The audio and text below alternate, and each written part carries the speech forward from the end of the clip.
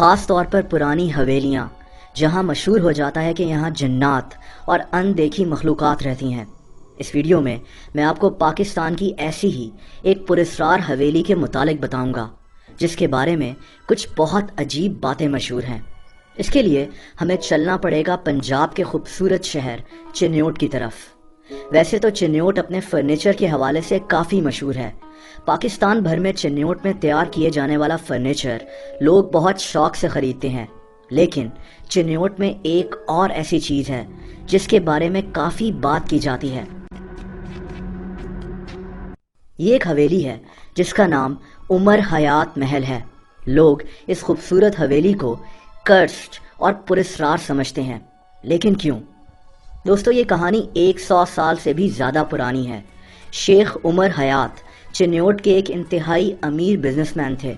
ان کو ایک لڑکی پسند تھی، لیکن ان کی فیملی اس رشتے سے خوش نہیں تھی۔ لیکن شیخ عمر حیات نے فیصلہ کر لیا تھا کہ یہ شادی تو اسی لڑکی سے کریں گے، اور پھر انہوں نے اپنی پسند سے شادی کر کے چنیوٹ شہر کو چھوڑ دیا اور کولکتہ چلے گئے۔ شادی کرنے کے کئی سال بعد انہوں نے کولکتہ چھوڑ کر اپنے آبائی شہر چنیوٹ میں واپس آنے کا فیصلہ کر لیا۔ ان کا ایک بیٹا بھی ہو چکا تھا جس کا نام گلزار تھا۔ دوستو، شیخ عمر حیات چنیوٹ میں اپنی فیملی کے لیے ایک بہت عالی شان حویلی تعمیر کروانا چاہتے تھے، اور پھر 1930 میں انہوں نے چنیوٹ کے اندر ایک بہت خوبصورت حویلی تعمیر کروانا شروع کر دی۔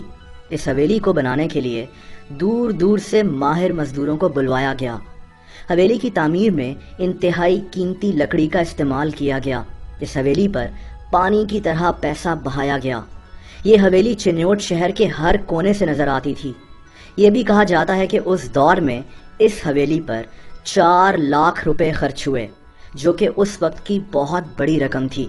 یہ ایک ایسی حویلی تھی جس کو دور دور سے لوگ دیکھنے آتے تھے، جیسے کسی بادشاہ نے اپنا محل تعمیر کروایا ہو۔ شیخ عمر حیات نے اس عالی شان حویلی کا نام عمر حیات محل رکھ دیا۔ اس کو گلزار منزل کے نام سے بھی جانا جاتا تھا، کیونکہ ان کے اکلوتے بیٹے کا نام گلزار تھا۔ لیکن قسمت کو کچھ اور ہی منظور تھا۔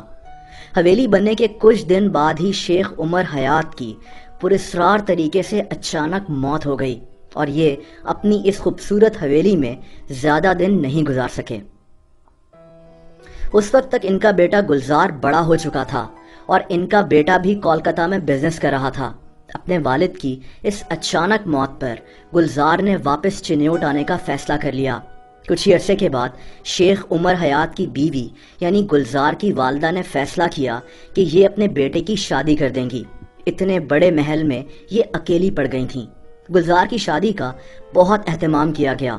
پورے چنیوٹ شہر میں ڈھول والوں کو بھیجا گیا اور کہا گیا کہ جو کوئی بھی اس ڈھول کی آواز سنے وہ گلزار کی شادی میں انوائٹڈ ہے۔ شادی کے لیے عمر حیات محل کو دلہن کی طرح سجا دیا گیا، لیکن پھر کچھ ایسا ہوا جو ناقابل یقین تھا۔ شادی کے اگلے دن ہی گلزار اپنے کمرے میں مرا ہوا ملا۔ کہتے ہیں کہ کمرے کو گرم رکھنے کے لیے جو کوئلے کمرے میں موجود تھے ان کے دھوئیں سے اس کا دم گھٹ گیا، لیکن اس کی نئی نویلی دلہن بچ گئی۔ بہت ہی جلد گلزار کی والدہ یعنی شیخ عمر حیات کی بیوی کی بھی ڈیتھ ہو گئی۔ اس پوری فیملی کی اسی حویلی کے اندر اچانک موت نے لوگوں کو حیران کر دیا تھا، اور بس پھر لوگوں نے عمر حیات محل کو منحوس اور کرس سمجھنا شروع کر دیا۔ دوستو، اس کے بعد ان کے رشتہ داروں نے اس حویلی کو سنبھال لیا، لیکن ان لوگوں کے مطابق یہ حویلی ہانٹڈ تھی، اور یہاں سے ان کو کسی کی موجودگی کا احساس ہوتا تھا اور کسی کی آوازیں آتی تھیں۔ تبھی اس حویلی کو ایک لمبے عرصے کے لیے خالی چھوڑ دیا گیا، اور لوگوں کو اس عالی شان حویلی سے خوف آنے لگا۔ 1990 میں اس سنسان حویلی کو حکومت نے اپنی کسٹڈی میں لے لیا اور اس حویلی کو ریپیئر کروایا گیا۔ اس حویلی کو ایک یادگار کے طور پر بنا دیا گیا، اور اس کے اندر ایک لائبریری بھی بنا دی گئی۔ آج عمر حیات محل نہ صرف اپنی خوبصورتی کی وجہ سے مشہور ہے، بلکہ ان عجیب باتوں کی وجہ سے بھی مشہور ہے جو اس کے متعلق پھیل چکی ہیں۔